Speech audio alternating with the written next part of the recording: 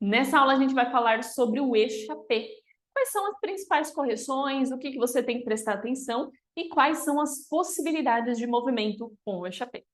Então, antes de mais nada, é importante entender que o eixo-AP ele sempre vai partir de uma posição cruzada. Porque eu preciso de alguma forma afastar os meus pés para uma segunda posição ou para uma quarta posição e voltar para a posição inicial, tá? Então, começando de frente à barra, quando a gente vai aprender o eixo-AP, é o movimento mais simples que existe, é o movimento com o afastamento para a segunda posição. Então, partindo de uma terceira, eu sempre vou começar em um plié. A partir desse plié, eu preciso escorregar as duas pernas. A nomenclatura do eixo-AP é exatamente isso, é o escorregado, é esse movimento de arrastar, escorregar, passar o pé pelo chão. Isso significa que eu não posso pular. Eu já quero que você pegue essa correção logo no começo da aula. Não é, assim como a aula que a gente falou sobre o relevé, eu falei não pode pular, aqui é a mesma coisa, eu não posso pular, tá? Então vamos lá, vamos uma coisa de cada vez. Na posição fechada, demi-plié, ou em terceira ou em quinta. Já começa aqui, o eixo-AP começa na preparação, assim como outros movimentos. Eu tenho que manter o meu anteor, eu não posso cair meu joelho, por exemplo, para cá, fazer mais ou menos isso. Não, se já começou com a posição inadequada, o eixo-AP não vai ficar legal, tá? Lembra, todo detalhe faz a diferença. Então, demi-plié. Daqui eu preciso arrastar as duas pernas até chegar numa segunda posição. E as duas pernas vão arrastar na mesma quantidade, ó, percebe? O meu peso corporal, ele está dividido entre as duas pernas. Eu não tenho, por exemplo, isso aqui. Ó, como eu tô bem desalinhada, eu tô com mais peso nessa perna do que nessa. Não, eu tenho que dividir, ó, dividir o meu peso entre as duas pernas. Cuidado também para não arrastar demais e ficar numa posição extremamente aberta, tá? Então, daqui, minha perna esquerda está na frente, eu arrasto as duas pernas e vou fechar. Arrasto e fecho. Arrasto e fecho. Cuidado com a fechada, tá? O que é comum? Fazer isso aqui para fechar, dobrar o joelho antes. Não. Para a gente poder voltar, fechar o eixo-AP, a gente tem que usar a força dos internos. Pensa no interno, te puxando. Afasta interno, puxa interno. Afasta interno, puxa interno. Isso, essa associação é bem importante, porque é como você dobrar o joelho, tá? O joelho fica flexionado apenas no plié de início e no plié de retorno. A partir do momento que eu estou na meia ponta ou até mesmo na ponta, eu tenho que manter meu joelho esticado.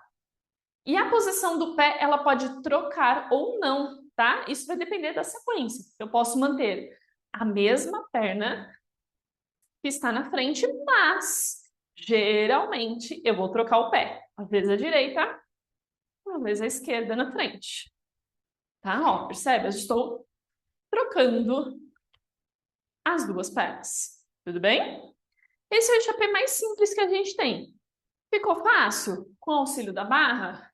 Lembrando que é um movimento que ele vai acontecer muito no centro, tá? E no centro, a mesma coisa. Plié, arrasta. Opa! Plié, arrasta e fecha. Arrasta e fecha. Arrasta, fecha. Arrasta, fecha. Arrasta, fecha. Ok? Só que ele é um movimento que também pode arrastar com uma perna na frente e uma perna atrás. Nós fizemos o lateral, ok? Para a segunda posição e fecha. A gente pode arrastar para a quarta posição.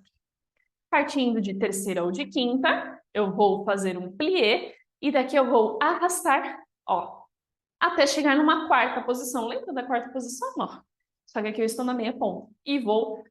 Por isso que é difícil, tá? E a gente faz primeiro na lateral. Porque daqui eu tenho que ter aquela mesma força nos internos para poder fechar as duas pernas. As duas afastam, as duas fecham. As duas afastam, as duas fecham. Tudo bem? Isso pode acontecer com a perna direita na frente ou até mesmo com a perna esquerda, tá? Cuidado! Quando a gente faz o eixo-AP para a quarta posição, não para não fazer isso aqui, ó, o dedinho, cai para o dedinho. Lembra da aula que eu falei sobre alinhamento? Se você não viu, tá lá no degrau 1, aula sobre elevê e relevê. Eu dei algumas dicas de alinhamento de tornozelo. Aqui funciona a mesma coisa, tá bom? O calcanhar, ó, você tem que pensar no seu calcanhar para frente. Não demais, porque se você dobrar o joelho não vai dar certo. Não, apesar de o joelho estar esticado, eu não posso pedinho. Eu tenho que manter a metade do meu tornozelo alinhado com o segundo dedo do pé. E também não posso estar no dedão. Detalhe importante. Eu não posso sair de uma posição andeor, arrastar, ficar andedã e depois fechar. Não. O mesmo andeor que eu tenho aqui da minha coxa, eu vou arrastar, manter ó, as minhas coxas em andeor dentro do seu andeor e vou fechar. Tudo bem?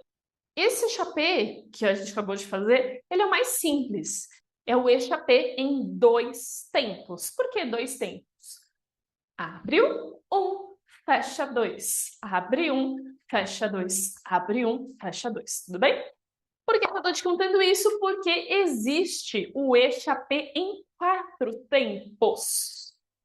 Como que vai acontecer o échappé em 4 tempos? Ele tem 2 tempos a mais. Eu vou partir aqui, ó, de uma terceira, já vou fazer na quinta. A dinâmica do échappé é exatamente a mesma, porém eu vou incluir uma coisinha a mais. Então, ó, em 4 tempos eu começo arrastando, daqui eu tenho, ó, demi-plié, segunda posição, pernas anterior, mantendo postura, eu vou esticar e aí eu vou fechar. Arrasta, plié, subiu, fechou. Esse é um échappé em 4 tempos. 1, 2, 3, fecha 4. 1, 2, 3, fecha 4. 1, 2, 3, fecha 4. 1, 2, 3, fecha 4. E assim como o échappé comum, o échappé em 2 tempos, ele também pode acontecer na 4ª posição. 1, ó, isso aqui que mata o peão. Andeor nas 2 pernas, joelho para fora. Subiu, fechou.